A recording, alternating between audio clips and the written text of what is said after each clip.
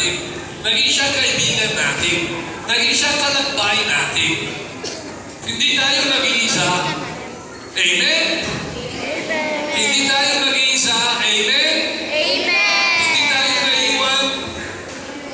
Hindi tayo naiwan para hindi kayo kumbinsido. Medyo matatanda. Hindi kayo naiwan ng Panginoon.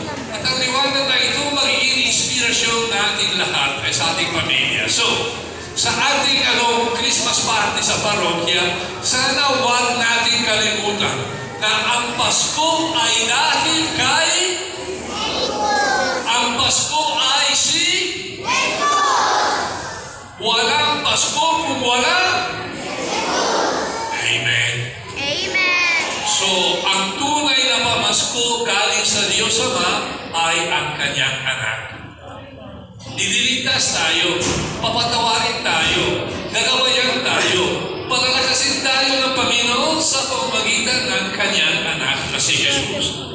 So, sa araw na ito, at hindi lamang sa araw na ito, isa puso natin talaga si Jesus. Ating liwanag, ating tagapagligtas. Amen?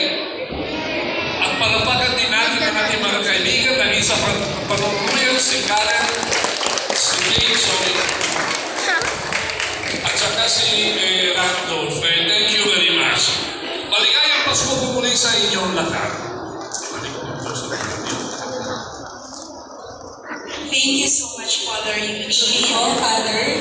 So we would like, before we move forward to our next theme, meron din po kami dito si acknowledge the ministers. Ayan, maraming salamat to all the coordinators, catechists from different areas and zone.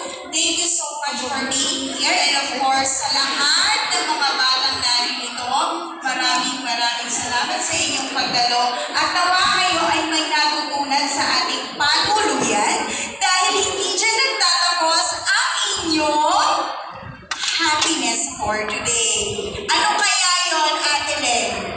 Marami pa silang aabangan. At I hope na marami kayong natutunan din sa mga sinabi ni Father Eugene kung sino ba talaga ang diwa ng Pasko. Mga bata, gising pa ba tayo? Merry Christmas! Okay. So ngayon, tinatawagan namin ang MMK para sa ating animation. Ready na ba yung mga MMK? Palakpakan naman natin sila, mga bata!